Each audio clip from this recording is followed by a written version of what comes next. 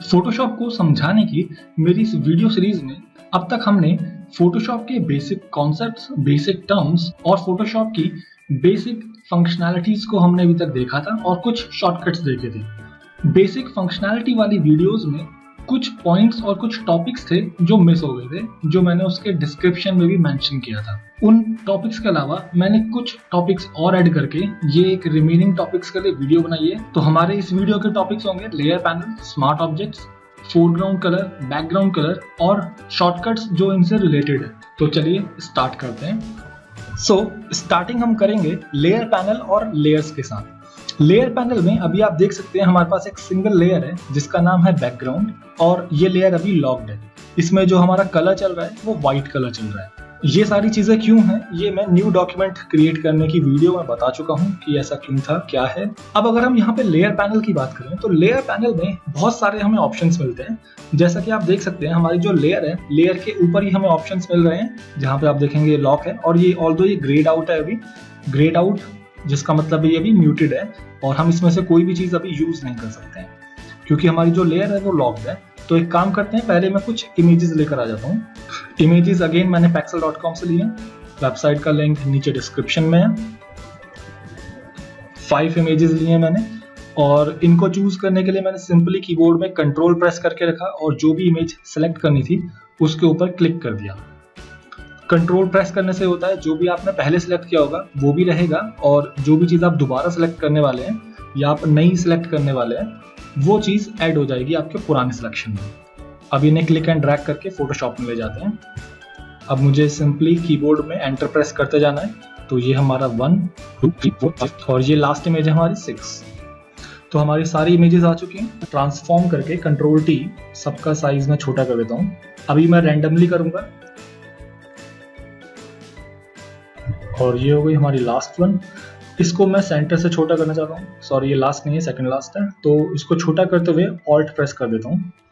तो जब हम ऑल्ट प्रेस करते हैं तो हमारी कोई भी इमेज और कोई भी ट्रांसफॉर्म का जो एक्शन होता है वो हमारे ऑब्जेक्ट के सेंटर से परफॉर्म होता है। जैसा आपने देखा इमेज हमारी सेंटर से छोटी होनी स्टार्ट हुई थी। और ये जो आइसक्रीम है ये लास्ट है। अगेन Ctrl+T, इसको भी छोटा कर देते हैं।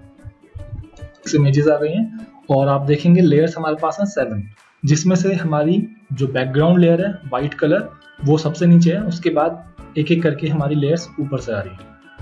अब जो हमारी लेयर्स हैं, एक अच्छे वर्क फ्लो के लिए ये जरूरी है कि आप अपनी लेयर्स को नाम दें हमेशा। अब यहाँ पे आप देख सकते हैं कि 3 इमेजेस जो है वो लीव्स से जुड़ी हुई हैं। स्टार्टिंग के लिए इनको नेमिंग देने के लिए हम एक एक करके देखते हैं कि कौन सी लेयर में क्या चीज़ है। जैसे ये हमारी आइसक्रीम थी, तो यहाँ पे मैं नाम एकदम सिंपल रख रहा हूँ, लेट्स से आइसक्रीम 1, और मैं इस नाम को कॉपी कर लेता हूँ।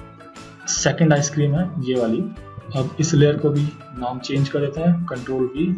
इसका नाम मैं देता हूँ आइसक्रीम 2, एंटर।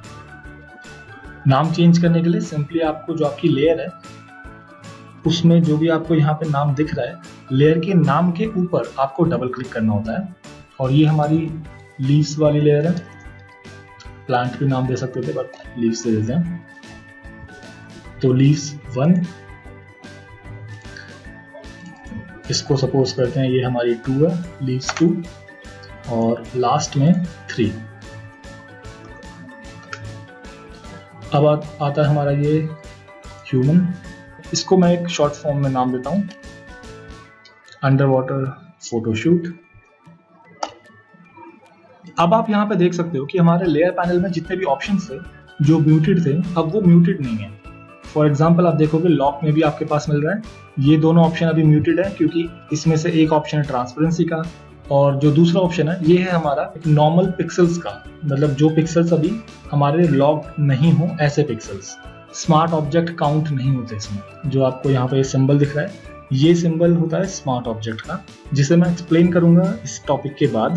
देन उसके बाद ऑप्शन आता है पोजीशन को लॉक करने का। तो कोई भी इमेज जहां भी होगी उसकी पोजीशन लॉक हो जाएगी, आप उसे मूव नहीं कर पाएंगे। ये जो सारी चीजें हैं इनमें डिटेल बहुत ज्यादा हो जाती है क्योंकि आप देखेंगे इतने सारे ऑप्शंस आपको यहाँ पे मिल रहे हैं। इसके बाद आप यहाँ पे देख सकते हैं पैनल ऑप्शन है हमारे पास, या फिर अगर आप वेब डिजाइनिंग फील्ड से हो तो इसको हैमबर्गर मेन्यू भी बोलते हैं। अगर मैं इसमें क्लिक करता हूँ तो आप देख सकते हो यहाँ पे और ज्यादा ऑप्शंस निकल के आ रहे हैं। तो ये सारे जो ऑप्शंस होते हैं इनको अगर हम डिस्कस करने बैठेंगे तो ये वीडियो एक ट्यूटोरियल कम और प्रवचन ज़्यादा हो जाएगा, क्योंकि मैं इसमें सिर्फ बोलता ही रहूँगा और आपको कुछ समझ नहीं आने वाला, हर चीज़ आपके ऊपर से चले जाएगी। तो बेटर ये होगा जब हम आगे चल के प्रोजेक्ट्स करेंगे, जो हम मैनिपुलेशंस या कोई भी और हम डिज़ाइन का प्रोजेक्ट बनाएंगे, तो वहाँ पे मैं आपको बताता जाऊँगा कि हम किस चीज़ का इस्तेमाल कर रहे हैं और वो कैसे हो रही है फोटोशॉप में, या फिर जितने भी ऑप्शंस हैं वो किस तरीके से यूज़ करे जा रहे हैं। तो वहाँ पे आपको ज़्यादा बेटर समझ में भी आएगा, प्लस आप यूज़ भी करोगे उन्हें।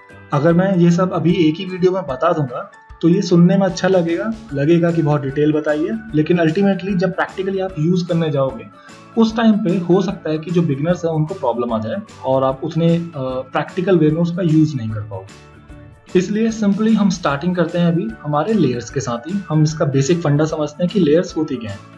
अगर आप लेयर पैनल को देखोगे तो आप यहाँ पे देख सकते हो हमारे पास जो 7 लेयर्स हैं ये एक पर्टिकुलर सीक्वेंस में है। और आपने नोटिस भी किया होगा जब हमारी कोई भी एक इमेज या हमारी कोई भी एक लेयर किसी दूसरी इमेज के ऊपर जाती है तो इस तरीके से ओवरलैपिंग का जो सीक्वेंस होता है वो हम देख सकते हैं। जो भी लेयर हमारे पूरे लेयर पैनल में सबसे टॉप पर है वो हमेशा टॉप पे रहती है, और जो लेयर दूसरी लेयर्स के नीचे है वो एट द एंड सबसे बॉटम में चले जाती है। जैसा आप देखेंगे व्हाइट सबसे नीचे है, तो जहां पे हमारी दूसरी इमेजेस आ रही हैं वो व्हाइट को ओवरलैप कर रही हैं। आपको इस एरिया के अंदर कहीं भी व्हाइट कलर दिखाई नहीं दे रहा। सिमिलर फॉर्म में अगर हम आइसक्रीम 1 की बात करें, शायद ये थी, नहीं ये आइसक्रीम 2 इमेज है, हम यहाँ पे देख सकते हैं। जो मैं लेयर सेलेक्ट कर रहा हूँ उसका तरीका है मूव टूल के अंदर आपको ऑटो सेलेक्ट ऑन रखना होता है। ऑटो सेलेक्ट का जो ऑप्शन है ये टिक होना चाहिए। प्लस यहाँ पर आप देखेंगे अभी लेयर सेलेक्टेड है, तो आपका हो सकता है बाय डिफॉल्ट ग्रुप सिलेक्टेड हो, तो आपका कुछ भी हो यहाँ पे वो अभी के लिए मैटर नहीं करेगा। अब हम जिस भी लेयर में क्लिक करेंगे वो लेयर सेलेक्ट हो जाएगी। जैसा आप देख सकते हैं मैं किसी भी लेयर में क्लिक कर रहा हूँ तो वो लेयर ऑटोमेटिकली सेलेक्ट हो रही है हमारे लेयर पैनल। इस वक्त हमारी जो आइसक्रीम 1 है ये सबसे नीचे है। अगर मैं इसको यहाँ से क्लिक एंड ड्रैग करके सबसे ऊपर ले जाऊँ, अगेन आप देख सकते हैं यहाँ पे हमारी सियान कलर की लाइनें आ रही हैं, ब्लू कलर की लाइनें आ रही हैं। ये जो लाइंस होती हैं ये होती हैं इंसर्शन लाइन, और जैसे ही आप यहाँ पे ड्रॉप करेंगे वो अपने आप वहाँ पे सबसे टॉप में शिफ्ट हो जाएगी, और आप देख सकते हैं हमारी ये लेयर सबसे आगे आ गई है। तो हमारी लेयर डिफाइन करती है कि सबसे टॉप पे कौन सी चीज़ होगी और उस तरीके से नीचे क्या क्या चीज़ें आती जा रही है। इसे एक तरीके से आप ये समझिए कि आपकी एक बुक है, उसके अंदर जितने भी आपके पेजेस होते हैं वो सारे पेजेस आपके लेयर पैनल की लेयर्स हैं। तो आपका लेयर पैनल जो है ये आपकी बुक है, और बुक के अंदर जितने पेजेस हैं वो आपके हो गए लेयर्स। अब जो पेज बुक में नीचे होता है ऑब्वियसली आपको पेज पहले पलटना पड़ता है तब आप दूसरा पेज देख पाते हो। सिमिलर फॉर्म में आपकी लेयर के केस में क्या होता है कि कोई भी आइटम जो आपके सबसे टॉप लेयर पे होगा वो आपको कंप्लीटली दिख रहा होगा, उसके अलावा जो नीचे के लेयर्स होंगे वो ओवरलैप हो रहे होंगे, उससे पीछे की लेयर आपको नहीं दिख रही होगी। सिर्फ डिफरेंस ये है बुक के केस में आपके जो पेजेस होते हैं वो आपका एक मटेरियल होता है, लेकिन यहाँ पे लेयर के केस में आपकी जो लेयर्स होती हैं इनका मटेरियल ट्रांसपेरेंसी होती है। फॉर एग्जाम्पल अगर आप नीचे देखेंगे लेयर पैनल में तो यहाँ पे आपको एक डस्टबिन का सिंबल मिलता है, इसके साइड में आपको एक बॉक्स और उसके अंदर प्लस का सिंबल मिलेगा। ये जो सिंबल होता है ये होता है न्यू लेयर क्रिएट करने का, और जो न्यू लेयर होगी उसमें कोई भी कलर नहीं होगा। तो अगर मैं इसमें क्लिक कर दूं, अब आप देखेंगे हमारी लेयर 1 क्रिएट हुई है, और लेयर 1 के अंदर कोई भी कलर नहीं है, कुछ भी नहीं है, ये लेयर एकदम ट्रांसपेरेंट है। तो यहाँ पे आपका जो पेज का मटेरियल होता है, जो नॉर्मल लाइफ में आपका पेपर होता है, यहाँ पे ट्रांसपेरेंसी आपका मटेरियल होती है, और उसमें आप जो भी काम करेंगे वो आपको सिंपली दिखने लग जाता है। एग्जाम्पल के लिए एक बार फिर से सपोज हम ब्रश टूल लेते हैं, मैं इसका साइज थोड़ा सा इंक्रीज करता हूँ। अगर ब्रश टूल लेने के बाद मैं सिंपली एक लाइन ड्रॉ कर दूं, सपोज एक रेक्टेंगल बनाते हैं कंप्लीट, तो अब आप देख सकते हैं कि ये जो रेक्टेंगल बना है ये रेक्टेंगल अभी हमारी सारी इमेजेस के टॉप पे बना हुआ है। अगर मैं इस लेयर 1 को नीचे ले जाता हूँ, ये याद रहे कोई भी चीज़ आपकी जो बैकग्राउंड लेयर है, क्योंकि बैकग्राउंड लेयर लॉक्ड है, इस वजह से कोई भी चीज़ आपकी बैकग्राउंड लेयर के नीचे अभी नहीं जा सकती है। अगर मैं ट्राई भी करता हूँ तो आप देखेंगे फोटोशॉप खुद ही वहाँ पे एक सिंबल दिखा रहा है आपको, जो आपका एरर का सिंबल होता है, जिसका मतलब है कि ये चीज़ ये कमांड नहीं हो सकती। लेकिन अगर मैं इस लेयर को अनलॉक कर दूं, अनलॉक करने के लिए सिंपली इसका जो लॉक है उसके ऊपर आप एक बार क्लिक कर दीजिए और लेयर अनलॉक हो जाएगी। अब अगर मैं लेयर 1 को नीचे ले जाता हूं तो आप देखेंगे लेयर 1 नीचे चले गई, और अब आपको वो रेक्टेंगल दिखना बंद हो जाएगा क्योंकि वो हमारी वाइट लेयर के पीछे है, इस वजह से अब आपको वो दिखेगा नहीं। ऑल्दो अगर मैं इसको सिंपली ऊपर ले आता हूँ, सपोज करते हैं हम इसको 3 इमेजेस के ऊपर ले आते हैं, सॉरी 2 इमेजेस के ऊपर ले आते हैं। तो अब आप यहाँ पे देख सकते हैं जो 2 इमेजेस हैं वो ये, एक तो ये इमेज है जो इसके ऊपर आ रही है लीव 3 और लीव 2 जो ये पीछे वाली है। अब ये दोनों आपस में ओवरलैप नहीं कर रहे थे हमारे, इस वजह से आपको इनका नहीं पता चल रहा देखने में, लेकिन ये दोनों ओवरलैप कर रहे थे। यहाँ पे हमारा रेक्टेंगल और पीछे की इमेज ओवरलैप हो रही थी, इसलिए यहाँ पे पता चल रहा है कि क्या ऊपर है और क्या पीछे है। सिमिलर फॉर्म में इसको जहाँ भी लेके जाएंगे तो आप देख सकते हैं अब उतनी ही लेयर्स वो क्रॉस करता जा रहा है, जिसमें कि अब हमारी दोनों आइसक्रीम की लेयर्स जो है वो एक्चुअली इसके टॉप पर है। अगर मैं मूव टूल लेके लेयर्स को मूव कर दूं तो आप देख सकते हो ये हमारे रेक्टेंगल को कवर अप कर रही है इस तरीके से। तो ये हमारा होता है पूरा फंडा लेयर्स का। और जो लेयर होती है उसमें आपको 3 चीजें दिख रही होंगी इस वक्त। सबसे पहले एक आई सिंबल बना हुआ है, ये जो आई सिंबल होता है ये होता है विजिबिलिटी का सिंबल, और ये विजिबिलिटी को इंडिकेट करता है, जैसा कि इस पे आप टूल टिप में देख सकते थे। तो अगर मैं इस आई पे एक बार क्लिक कर दूं तो आप देखेंगे वो लेयर हाइड हो जाएगी क्योंकि उसकी विजिबिलिटी हमने ऑफ कर दी है। तो सिंपली आई पे दोबारा क्लिक करते हैं तो लेयर वापस आ जाएगी। सिमिलर फॉर्म में कोई भी लेयर आप अगर इस तरीके से ऑफ कर देते हैं उसकी विजिबिलिटी को, तो वो लेयर आपको दिखनी बंद हो जाएगी। इसमें एक और चीज होती है, आप एक एक करके भी कर सकते हो, या फिर आपके पास अगर बहुत सारी लेयर्स हैं और आपको सबको एक साथ बंद करना है तो भी तरीका होता है। एक में क्लिक करो, क्लिक को छोड़ना मत और नीचे की तरफ ड्रैग कर दो, जितनी भी आपको हाइड करनी है उन सब के ऊपर क्लिक कर देना। तो जैसे ही आप ड्रॉप करोगे देख सकते हो सारे के सारे हाइड हो जाएंगे। सिमिलर फॉर्म में अगर सबको ऑन करना है तो क्लिक एंड ड्रैग करना, सब ऑन हो जाएंगे। इसके अलावा सपोज करो अगर आपके कुछ लेयर्स ऑफ होते, अब अगर आपको इन सबको ऑन करना है तो आप सिंपली एक में क्लिक करो और नीचे ड्रैग कर दो। अब ये ध्यान रखना इस तरीके से ड्रैग करने में, क्योंकि आपने स्टार्टिंग करी थी किसी लेयर की विजिबिलिटी ऑन करने से, तो अगर बीच में कोई ऐसी लेयर आती है जिसकी विजिबिलिटी ऑन है उसके ऊपर कोई इम्पैक्ट नहीं पड़ता, जैसा भी आपने देखा था। लेकिन कोई भी ऐसी लेयर आएगी जिसकी विजिबिलिटी ऑफ थी वो अपने आप ऑन हो जाएगी क्लिक एंड ड्रैग करने पे। अब विजिबिलिटी के बाद आप नोटिस करोगे एक हमारे पास ये थंबनेल बना हुआ है। ये जो थंबनेल है बाय डिफॉल्ट इसका साइज बहुत छोटा होता है, तो आपको पता नहीं चलता कि इस थंबनेल के अंदर क्या चल रहा है। स्पेशली इस केस में जहां पे आप देख सकते हैं यहाँ पर एक स्मार्ट ऑब्जेक्ट का सिंबल भी बना हुआ है। तो ये स्मार्ट ऑब्जेक्ट का सिंबल बना होने की वजह से आपको अगेन और ज्यादा प्रॉब्लम हो रही होगी लेयर्स में क्या है ये देखने में। तो मैं इन थंबनेल्स का साइज थोड़ी देर के लिए इंक्रीज कर देता हूँ आपको दिखाने के लिए।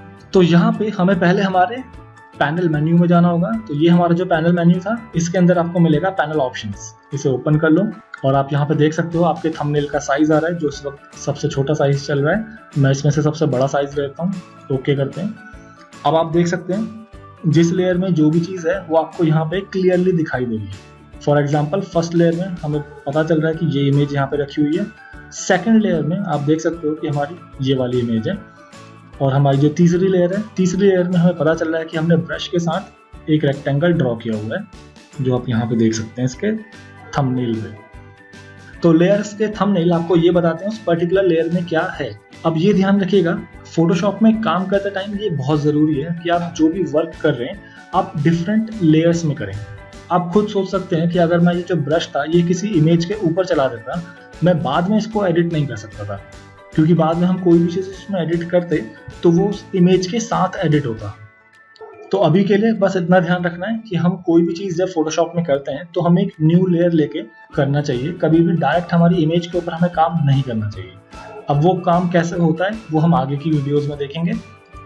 और जो तीसरी चीज़ हमें लेयर्स में दिख रही है वो है हमारे लेयर्स का नाम, जो मैं ऑलरेडी बता चुका हूँ कि अगर आप उसके नाम के ऊपर डबल क्लिक करते हैं तो आप उन्हें एडिट कर सकते हैं। तो आप सिंपली किसी भी लेयर के नाम पर डबल क्लिक करना, जो भी आपको उसमें नाम देना हो, लेट्स सपोज रेक्टेंगल, उसके बाद एंटर प्रेस कर देना, वो नाम एक्सेप्ट हो जाएगा और लेयर का नेम चेंज हो जाएगा। ये एक अच्छी स्टैंडर्ड प्रैक्टिस होती है कि आप जो भी लेयर में काम कर रहे हैं उस लेयर को आप नेम करते चलें, जिससे अगर आपकी फाइल में कभी कोई दूसरा डिजाइनर काम करे तो उसको इतनी प्रॉब्लम नहीं है। नॉर्मली जॉब में यही होता है कि आपकी जो फाइल है हो सकता है कि कभी उसको एडिट कोई दूसरा डिजाइनर भी करे, तो इसलिए आपको जितना ज़्यादा हो सके एक स्टैंडर्ड मेथड यूज़ करना चाहिए, प्लस आपको अपनी लेयर्स को प्रॉपरली नेम करना चाहिए। जो दूसरा डिज़ाइनर है उसको कभी भी आपकी फाइल को समझने में, ग्रास्प करने में प्रॉब्लम नहीं आनी चाहिए। अब यहाँ पे जो आपका लेयर पैनल होता है, लेयर पैनल का खुद का एक शॉर्टकट होता है जो होता है हमारा F7। सपोज पहले मैं पैनल्स में जाके चैनल्स में क्लिक कर देता हूँ, जिससे हमारा जो लेयर पैनल है वो एक तरीके से डीएक्टिवेट हो गया है। तो अब अगर मैं F7 प्रेस करता हूँ कीबोर्ड में, तो आप देख सकते हैं हमारा लेयर पैनल ऑटोमेटिकली एक्टिवेट हो गया। तो F7 हमारा शॉर्टकट होता है लेयर पैनल का। इसके अलावा जो मैंने अभी न्यू लेयर क्रिएट करी थी, न्यू लेयर क्रिएट करने का शॉर्टकट होता है Ctrl+Shift+N। याद रहे, कंट्रोल और एन नहीं करना, कंट्रोल एन आपका न्यू डॉक्यूमेंट हो जाएगा, Ctrl+Shift+N आपका न्यू लेयर होगा, जिसमें आप अगर सिंपली ओके प्रेस कर दोगे तो आपकी एक ट्रांसपेरेंट लेयर बनेगी। अगर आप ओके प्रेस नहीं करते, आपको कोई कलर चाहिए तो आप यहाँ से कलर ले सकते हैं, यहाँ पे जो ऑप्शंस दिए हुए हैं, या फिर आप उसका ब्लेंडिंग मोड भी चेंज कर सकते हैं। ब्लेंडिंग मोड भी एक एडवांस टॉपिक होता है, ये खुद में एक बहुत डीप और बहुत बड़ा टॉपिक है, बहुत डिटेल्ड टॉपिक है, इसलिए ये भी बाद की वीडियो में होगा। देन ओपेसिटी अगर आप कम करना चाहें, आपको अगर पूरी लेयर ही आपको थोड़ी ट्रांसपेरेंट करनी है तो आप वो भी इनिशियली ही कर सकते हैं। नॉर्मली सब रेकमेंडेड नहीं होता, तो नॉर्मली हम लोग Ctrl+Shift+N और सिंपली एंटर प्रेस कर देते हैं और हमारी न्यू लेयर बन जाएगी। अब यहाँ पे इसका जो शॉर्टकट है वो एक्चुअल में थोड़ा सा ज़्यादा लंबा हो जाता है, तो ज़्यादा बेटर वे यही है कि आप यहाँ पे क्लिक करें और आप एक न्यू लेयर बना लें। इसके अलावा कभी कभी हमें ज़रूरत होती है कि आप जिस लेयर में मान लीजिए काम कर रहे हैं, जैसे ये हमारी लेयर है जिसमें हमारी आइसक्रीम है, तो आपको चाहिए कि इस लेयर के नीचे हमारी लेयर बने। तो उसके दो तरीके हैं, पहला तो आप इसके नीचे वाली लेयर को सिलेक्ट कर लें और न्यू लेयर पे क्लिक कर दें, या फिर एक तरीका आपके पास होता है कि जो भी लेयर सिलेक्टेड है, अगर उसके नीचे आपको एक न्यू लेयर चाहिए तो आप सिंपली कीबोर्ड में कंट्रोल दबाएं और आपके न्यू लेयर के आइकन पे क्लिक कर दें। तो जैसे ही आप कंट्रोल प्रेस करके क्लिक करेंगे तो आप देखेंगे आपकी जो न्यू लेयर बनेगी वो आपकी करंट सिलेक्टेड लेयर के नीचे बनेगी। तो कई बार हमें जल्दी जल्दी में ये भी काम करने होते हैं, तो ये भी आपको शॉर्टकट पता होना चाहिए। लेयर की बेसिक फंक्शनैलिटी में इतना ही। अब देखते हैं हमारा दूसरा टॉपिक जो है स्मार्ट ऑब्जेक्ट। स्मार्ट ऑब्जेक्ट को समझाने के लिए सबसे पहले हमारी जितनी भी एडिशनल लेयर्स हैं, मैं इन सबको एक बार हाइड कर देता हूँ। इसके लिए सिंपली, क्योंकि मुझे एक ही लेयर को ऑन रखना है, विजिबल रखना है, तो मैं हमारी फर्स्ट जो लेयर है ये आइसक्रीम वाली, इसमें एक्चुअली आप देख सकते हैं वाइट थोड़ा ज़्यादा एक्सपोज्ड है ये लेयर, इस वजह से वाइट हमारा थोड़ा प्रॉब्लम दे रहा है यहाँ पे, तो इस इमेज को नहीं लेते हैं। लेट्स हमारी आइसक्रीम 2 जो इमेज है इसको लेते हैं। तो ऑल्ट प्रेस करके रखेंगे कीबोर्ड में और इसकी जो आई बनी हुई है विजिबिलिटी, इसके ऊपर एक बार क्लिक कर देंगे। जैसे आप ये करेंगे, जितनी भी दूसरी लेयर्स होंगी वो सारी हाइड हो जाएंगी और सिर्फ आपकी जिस लेयर पे आपने ऑल्ट प्रेस करके क्लिक करा होगा वो एक्टिव रहेगी, वो विजिबल रहेगी। अब अगर आप ऑल्ट प्रेस करके दोबारा इसकी आई पे क्लिक करेंगे, अब ये ध्यान रखिएगा जब आप दोबारा क्लिक करेंगे ऑल्ट प्रेस करके, तो जो लेयर पहले ऑन थी, पहले विजिबल थी, सिर्फ वो लेयर विजिबल होंगी। हमारे केस में सारी ही विजिबल थी, इसलिए सारी विजिबल हो गई हैं। बट सपोज करते हैं हम इसमें से रैंडमली कुछ को हाइड कर देते हैं, जैसे ये 3 मैंने हाइड कर दिए। अब ऑल्ट प्रेस करते हैं, क्लिक करते हैं, तो आप देखेंगे बाकी सारे हाइड हो गए हैं। दोबारा से ऑल्ट प्रेस करके क्लिक करते हैं तो आप देखेंगे सिर्फ वही इमेजेस वापस आई हैं, वही लेयर्स वापस विजिबल हुई हैं जो पहले भी विजिबल थी। तो आप इस चीज़ का ध्यान रखिएगा, इसका इम्पैक्ट ओवरऑल पे नहीं पड़ता है, आपके प्रीवियस स्टेप पर पड़ता है, प्रीवियस विजिबिलिटी पर पड़ता है। तो मैं एक बार ऑल्ट प्रेस करके दोबारा क्लिक करता हूँ। इसके अलावा मुझे बैकग्राउंड भी चाहिए होगा एंड बैकग्राउंड को मैं फिर से लॉक कर देता हूँ क्योंकि मैं नहीं चाहता ये मूव करे। हम इस इमेज को कंसीडर करते हैं और इस इमेज में आप सिंपली इसके लेयर में नोटिस कर सकते हैं कि इसका जो थंबनेल है, थंबनेल के बॉटम राइट कॉर्नर पे आपको एक सिंबल मिल रहा है और ये सिंबल होता है स्मार्ट ऑब्जेक्ट का। स्मार्ट ऑब्जेक्ट फोटोशॉप में एक तरीके से एक लॉक्ड ऑब्जेक्ट होता है, या कह सकते हैं कि फोटोशॉप हमारे इस पर्टिकुलर लेयर के जो पिक्सल्स हैं उन्हें लॉक कर देता है। पिक्सल्स हैं उनको प्रिजर्व करता है किसी भी तरीके की एडिटिंग से। अगर आप डायरेक्टली इमेज या डायरेक्टली पिक्सल्स के ऊपर काम करते हैं उसको हम बोलते हैं डिस्ट्रक्टिव एडिटिंग। इसके एग्जांपल दिखाने के लिए एक बार मैं इस लेयर को डुप्लीकेट करता हूँ। डुप्लीकेट करने के लिए आप चाहें तो लेयर पे राइट क्लिक करिए और आपको ऑप्शन मिल जाएगा डुप्लीकेट लेयर, सेकंड ऑप्शन है हमारा। या फिर एक शॉर्टकट होता है जो आपको याद रखना चाहिए, कंट्रोल जे। तो जैसे ही आप कंट्रोल जे करेंगे आपकी जो लेयर है वो डुप्लीकेट हो जाएगी और वो अपने नाम के साथ एक कॉपी वर्ड लेके डुप्लीकेट होगी।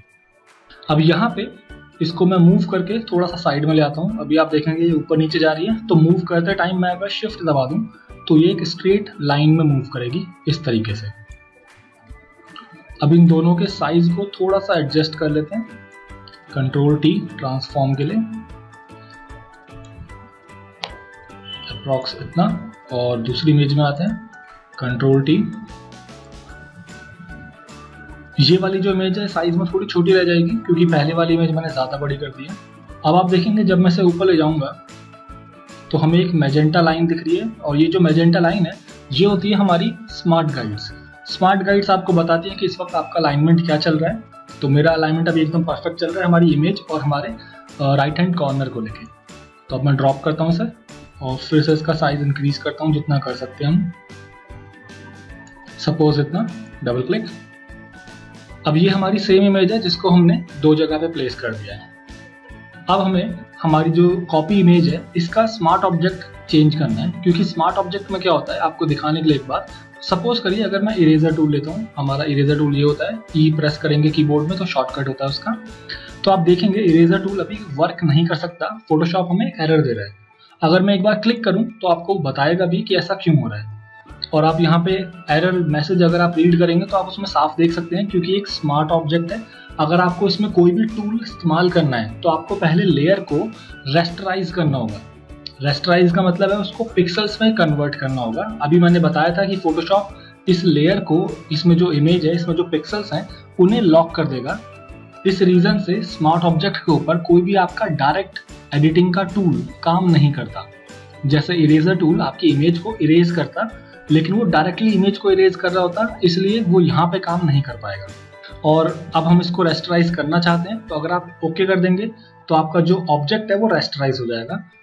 लेकिन इसका एक दूसरा तरीका भी बताता हूँ। उसके लिए आप सिंपली अपनी जो लेयर है उसमें राइट क्लिक करिए। ये याद रखिएगा जब भी आपको मैं राइट क्लिक के लिए बोलूँ तो आपको लेयर के नाम के आसपास राइट क्लिक करना है, कभी भी उसके थंबनेल पे राइट क्लिक मत करिएगा, जो ऑप्शंस हैं वो चेंज हो जाएंगे। तो इसलिए आपको उसके नेम पे राइट क्लिक करना है, नेम के ऊपर नीचे या नेम के ऊपर ही। और जब आप राइट क्लिक करेंगे ये ऑप्शंस आएंगे। अब आप यहाँ पे देख सकते हैं रेस्टराइज लेयर, सिंपली क्लिक कर दीजिए। अब आप देखेंगे वो सिंबल चला गया है हमारा। फोटोशॉप में जब मैंने आपसे बोला कि लेयर्स लॉक हो जाते हैं, पिक्सल्स लॉक हो जाते हैं, उसका मतलब क्या है? अगर हम इन दोनों लेयर्स को इस वक्त रिसाइज करें तो हमारी जो लेयर रेस्टराइज है ये लेयर डिस्ट्रॉय हो जाएगी, इसके पिक्सल्स जो होंगे खराब हो जाएंगे। लेकिन जो हमारा स्मार्ट ऑब्जेक्ट होगा इसके पिक्सल्स खराब नहीं होंगे। इसको एक बार दिखाने के लिए मैं अपने स्मार्ट ऑब्जेक्ट पे क्लिक करता हूँ, पहले कंट्रोल टी, और इसके साइज को छोटा करते हैं। तो आप देख सकते हैं मैंने इसका साइज काफी छोटा कर दिया है। दूसरा, अब हमारे आते हैं रेस्टर इमेज पे। इस रेस्टर इमेज को भी कंट्रोल टी रेस्टराइज करते हैं, सॉरी कंट्रोल टी ट्रांसफॉर्म करके इसका भी साइज थोड़ा सा छोटा कर देते हैं। तो मैंने इसका साइज उतना छोटा नहीं किया जितना मैंने स्मार्ट ऑब्जेक्ट का किया है। इसको भी हमने ट्रांसफॉर्मेशन को एक्सेप्ट कर लिया। अब वापस अपने पहले स्मार्ट ऑब्जेक्ट पे आते हैं, कंट्रोल टी।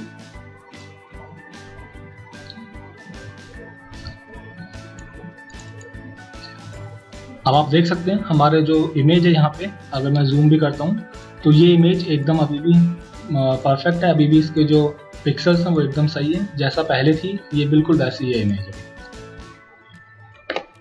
कंट्रोल 0 करते हैं, वापस अपनी दूसरी इमेज पे आते हैं, कंट्रोल टी।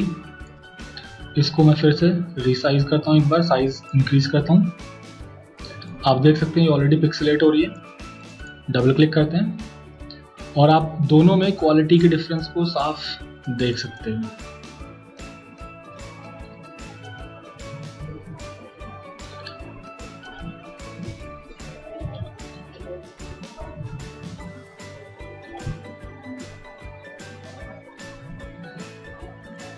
एक बार फिर से फिट टू स्क्रीन करता हूँ, कंट्रोल 0।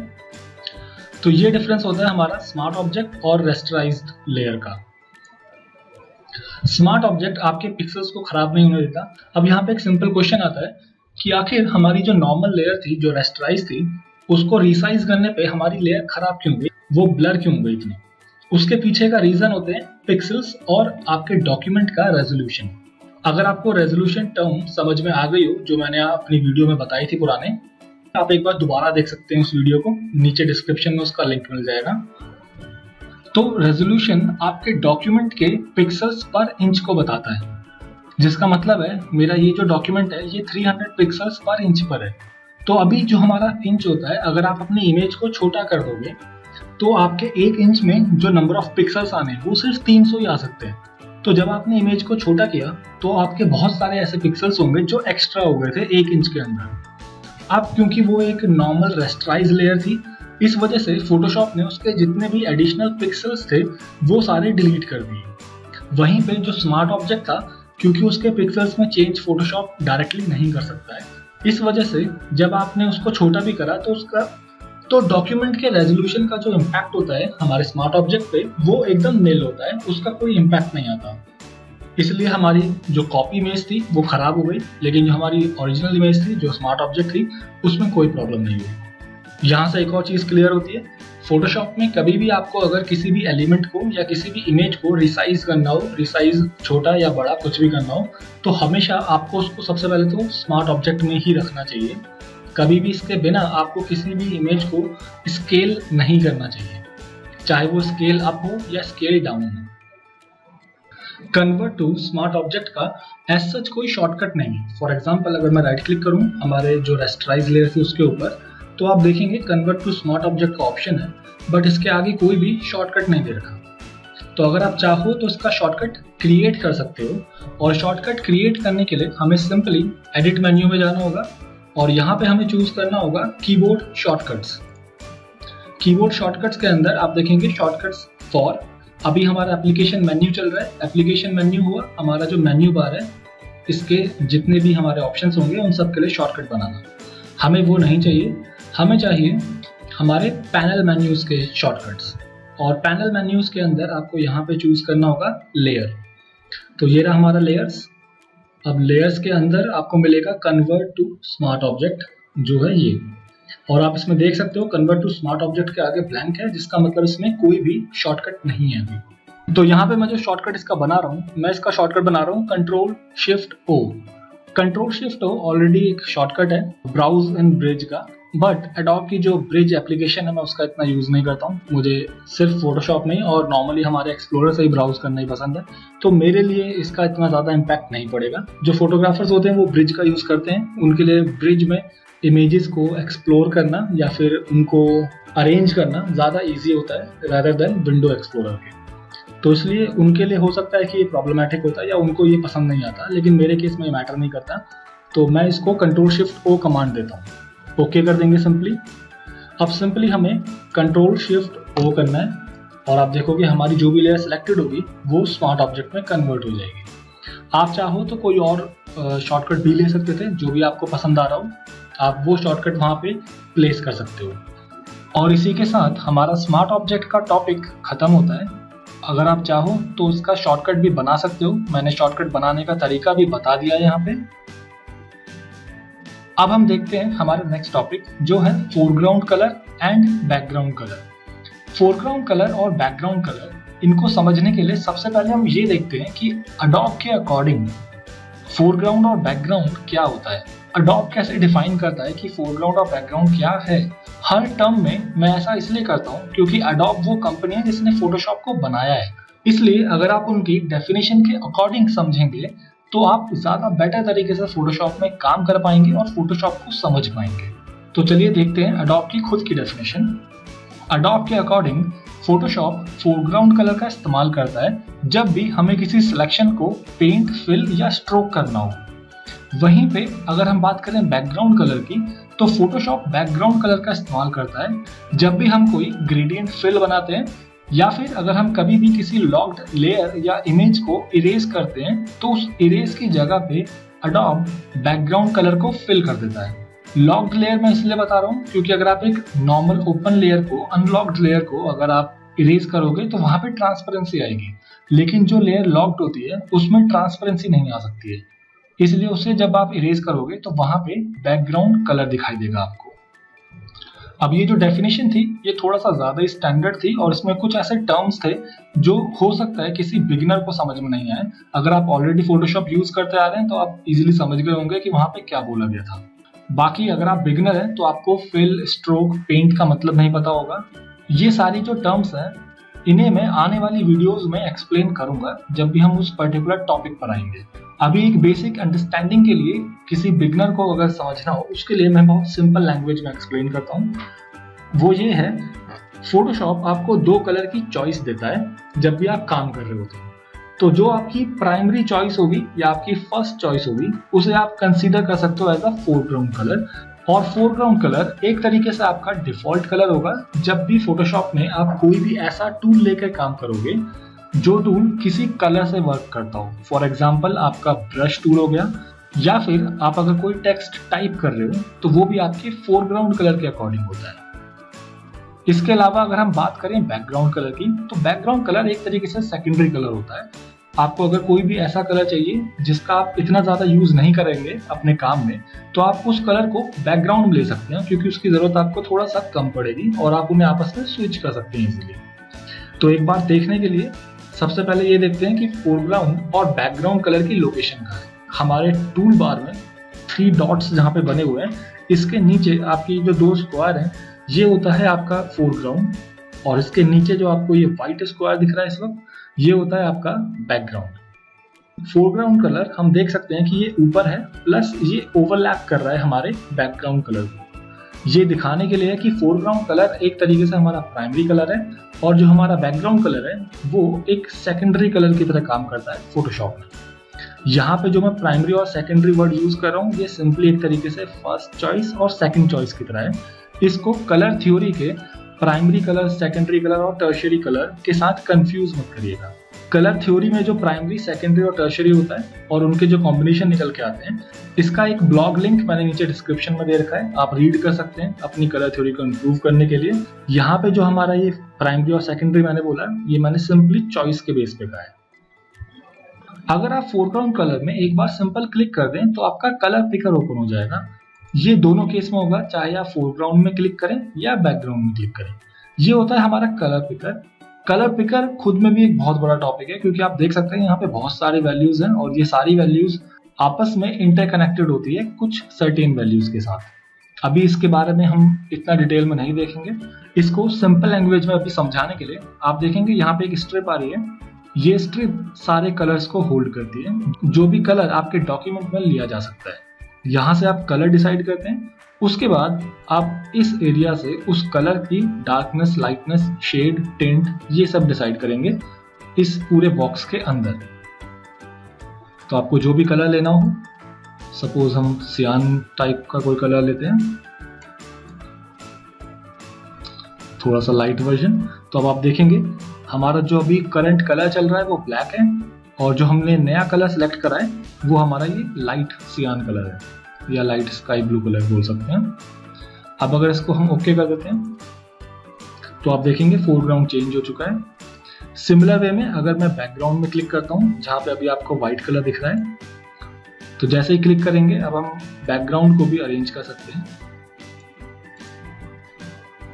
तो आप देख सकते हैं हमारा फोरग्राउंड और बैकग्राउंड दोनों कलर्स यहाँ पे चेंज हो गए हैं। अब यहाँ पे कुछ शॉर्टकट्स होते हैं जो काम करते हैं, तो इसको देखने के लिए सबसे पहले मैं जितने भी हमारी यहाँ पे एक्स्ट्रा लेयर्स हैं इनको डिलीट कर देता हूँ। डिलीट करने का प्रोसेस होता है, आप अपनी लेयर को सेलेक्ट करो और नीचे आप देखेंगे यहाँ डस्टबिन का आइकन है, इसमें आप एक बार सिंपली क्लिक कर दो। वो आपसे एक बार पूछेगा, वार्निंग डायलॉग बॉक्स बोलते हैं इसको, और यहाँ पे वो आपको वार्न करेगा कि आपकी लेयर डिलीट हो जाएगी। आप अगर इस वार्निंग को नहीं देखना चाहते तो आप कर सकते हैं डोंट शो अगेन और यस कर दीजिएगा। मैं इसको डोंट शो अगेन नहीं कर रहा हूँ अभी। मैंने उस बॉक्स को चेक इसलिए नहीं किया क्योंकि मेरा टीचिंग का ही काम है, तो मुझे ये जितने भी वार्निंग के डायलॉग बॉक्सेस होते हैं इनकी ज़रूरत पड़ती है, क्योंकि ये मुझे बार बार दिखाना होता है कि उसमें क्या वार्निंग आएगी या किस तरीके से क्या ऑप्शन निकल कर आएगा। दूसरा तरीका होता है आप अपनी जितनी भी लेयर्स हैं उनको एक साथ सेलेक्ट कर लीजिए। पहली लेयर सेलेक्ट करी, शिफ्ट दबा के रखिए और नीचे तक हम ये सारी लेयर को सिलेक्ट कर लेते हैं। अब इसको क्लिक एंड ड्रैग करके ले जाते हैं और डस्टबिन के ऊपर इस तरीके से ड्रॉप कर देते हैं। तो आप देखेंगे जितनी भी लेयर्स थी जो भी हमने सेलेक्ट करी थी वो सब अब यहाँ पर डिलीट हो गई हैं। और तीसरा और सिंपल तरीका है, आपकी जो भी लेयर है वो सिलेक्टेड होनी चाहिए और अपने कीबोर्ड में डिलीट बटन प्रेस कर दीजिए, सिंपल। अब आप देख सकते हैं सिर्फ हमारी जो एक लेयर है जिसमें हमारा बैकग्राउंड व्हाइट कलर था पहले का, वो लेयर यहाँ पर है और वो लॉक्ड है। अब यहाँ पे एक ब्लैंक लेयर मैं बनाता हूँ और ब्रश टूल लेता हूँ, और अभी एग्जांपल के लिए मैं ब्रश टूल को थोड़ा सा हार्ड फॉर्म में ले रहा हूँ, तो उसके जो एजेस होंगे वो बिल्कुल भी आपको सॉफ्ट नहीं दिखेंगे। अब फोरग्राउंड कलर, जैसा कि मैंने बताया था, आप कभी भी ब्रश टूल लेंगे और पेंट करना स्टार्ट करेंगे तो आप अपने फोरग्राउंड कलर से पेंट करेंगे, जैसा कि आप अभी देख सकते हैं। अब ये जो पेंट हुआ है ये हमारा लेयर 1 में हुआ है, ये ध्यान रखने की चीज़ है। अब सपोज करिए जब आप पेंट कर रहे थे आपको रियलाइज हुआ कि आपको अब इसी कलर से नहीं, आपको दूसरे कलर से भी पेंट करना है जो हमने बैकग्राउंड में लिया है, तो आप इनको आपस में स्विच कर सकते हैं कीबोर्ड में X प्रेस करके। तो जैसे कि आप X की प्रेस करेंगे कीबोर्ड में तो आपके जो कलर्स हैं वो स्विच कर जाएंगे, जैसा आप यहाँ पे देख सकते हो। और आप सिंपली जब आप पेंट करोगे तब आप नोटिस करोगे आपके जो स्ट्रोक्स हैं अब आपके वो ब्राउनिश कलर में बन रहे हैं जो हमने सेलेक्ट किया था। सिमिलर फॉर्म में अगर आप दोबारा X प्रेस करते हैं तो फिर से कलर स्विच हो जाएंगे। अब जो सियान कलर था वो मैं लेयर 1 में ले रहा था, तो मैं उसी में इसको दोबारा से पेंट करने के लिए यूज़ करता हूँ। तो ये हो गया, X हो गया हमारा स्विच करने का। और X की जो फंक्शनैलिटी होती है वो यहाँ पे जो ये आपको डबल एरो दिख रहे हैं, इन एरो की से रिप्रेजेंट होती है हमारी X की फंक्शनैलिटी। अगर मैं इसके ऊपर कर्सर लेके जाऊं तो आप देख सकते हैं switch foreground and background colours, और शॉर्टकट है X। सिमिलर फॉर्म में कभी कभी ऐसा भी हो सकता है कि काम करते हुए आपको रियलाइज हो कि आपको फिर से ब्लैक एंड व्हाइट कलर चाहिए। तो ब्लैक और व्हाइट हमारे फोटोशॉप के डिफॉल्ट कलर होते हैं, जिसमें ब्लैक फोरग्राउंड का डिफॉल्ट होता है और व्हाइट बैकग्राउंड का डिफॉल्ट कलर होता है। और इनको वापस लाने के लिए आपको सिंपली कीबोर्ड में D की प्रेस करनी होती है। जैसे ही आप D प्रेस करेंगे आप देख सकते हैं आपके फोरग्राउंड और बैकग्राउंड फिर से डिफॉल्ट कलर्स में हो गए हैं, ब्लैक एंड व्हाइट। तो अब जब मैं पेंट करूंगा, अब मैं लेयर्स का ध्यान नहीं दे रहा हूँ, X प्रेस करते हैं। अब मैं व्हाइट के ऊपर व्हाइट से पेंट करूंगा तो ऑब्वियसली आपको यहाँ दिखाई नहीं देगा, लेकिन अगर मैं लेयर 0 को ऑफ कर देता हूँ तो अब आप देख सकते हैं यहाँ पे व्हाइट कलर से पेंट हो रहा है। तो अगर मैं किसी दूसरे कलर के ऊपर पेंट करूंगा उस केस में भी आपको व्हाइट पेंट दिखाई देगा। अभी लेयर 1 सिलेक्टेड है तो लेयर 2 सिलेक्ट करनी होगी इसके लिए, इस तरह। तो ये होता है पूरा कॉन्सेप्ट हमारा फोरग्राउंड और बैकग्राउंड कलर का। अब फोरग्राउंड और बैकग्राउंड कलर में जो हमारा ये कलर पिकर था, बाद में मैं एक डिटेल्ड वीडियो बनाऊंगा इसके ऊपर, जिसमें मैं बताऊंगा कि ये सारे ऑप्शंस कैसे काम करते हैं और इनका मीनिंग क्या होता है। फिलहाल अगर हम इसके शॉर्टकट की बात करें तो फोरग्राउंड और बैकग्राउंड का फिर से कोई भी शॉर्टकट नहीं होता है, लेकिन अगर आप चाहो तो आप फोरग्राउंड या बैकग्राउंड दोनों में से किसी एक का शॉर्टकट चूज कर सकते हो। उसके लिए फिर से हम जाएंगे एडिट में, कीबोर्ड शॉर्टकट्स, सॉरी शॉर्टकट आप दोनों का चूज कर सकते हो, लेकिन दोनों का चूज करने का कोई पॉइंट नहीं बनता। किसी एक का भी अगर करेंगे तो दूसरा अपने आप हो जाएगा, क्योंकि हम उसको X प्रेस करके स्विच कर सकते हैं। टूल्स में आते हैं, क्योंकि ये हमारे टूल बार के अंदर था, और अब सबसे नीचे जाना होगा हमें। आप देख सकते हैं यहाँ हमारे सारे टूल्स आ रहे हैं, उन सब के शॉर्टकट्स आपको दिख रहे हैं जिनके भी अवेलेबल होते हैं। तो आप यहाँ पे देख सकते हैं कलर पिकर आ गया। अब यहाँ कलर पिकर में अगर हम N प्रेस करें, N एक ऐसी की है जिसका कोई भी शॉर्टकट नहीं होता, कोई भी दूसरा शॉर्टकट फोटोशॉप से क्लैश नहीं करेगा। तो यहाँ पे N ले सकते हैं हम एंड एक्सेप्ट कर लेते हैं एक बार। अब आप देखेंगे जो N है वो एक्सेप्ट हो चुका है यहाँ पे। इसी तरीके से अगर आप चाहें तो बैकग्राउंड को भी कोई शॉर्टकट दे सकते हैं। फिलहाल मैं सिर्फ फोरग्राउंड को ही दे रहा हूँ। अब सिंपली कीबोर्ड में जैसे ही हम N की प्रेस करेंगे तो आप देखेंगे हमारा कलर पिकर ओपन हो जाएगा। लेयर्स मैं डिलीट कर रहा हूँ। ये थे हमारे जो बचे हुए टॉपिक्स थे। इनके अलावा फोरग्राउंड और बैकग्राउंड के 2 शॉर्टकट्स और होते हैं, वो एक्चुअल में इन कलर्स को फिल करने के शॉर्टकट्स होते हैं। तो मैं एक बार N प्रेस करता हूँ और फोरग्राउंड कलर को चेंज कर देता हूँ और एक ब्लैंक लेयर क्रिएट कर लेता हूँ। अब हमारा शॉर्टकट ये है, अगर आपको इस कंप्लीट लेयर के ऊपर आपका जो फोरग्राउंड का कलर है उसे फिल करना हो तो आपका शॉर्टकट होता है ऑल्ट, डिलीट या बैकस्पेस, दोनों में से कोई भी की आप यूज कर सकते हो।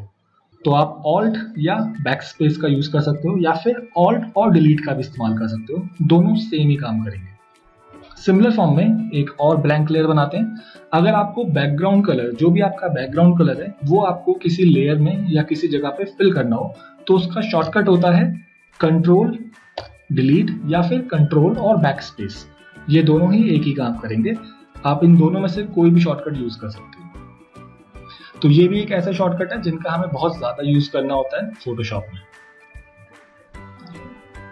तो आज के लिए इस वीडियो में इतना ही। अब मिलते हैं नेक्स्ट वीडियो में, जहां पे अब मैं टूल्स बताना स्टार्ट करूंगा एंड होपफुली अब वीडियोस की जो स्पीड है वो भी इंक्रीज हो जाएगी। तो मिलते हैं नेक्स्ट वीडियो में, तब तक के लिए बाय बाय और good night, good morning, good afternoon, good evening, जो भी आपका टाइम पीरियड चल रहा है, जब भी आप इसे देख रहे हैं उस according. So see you letter.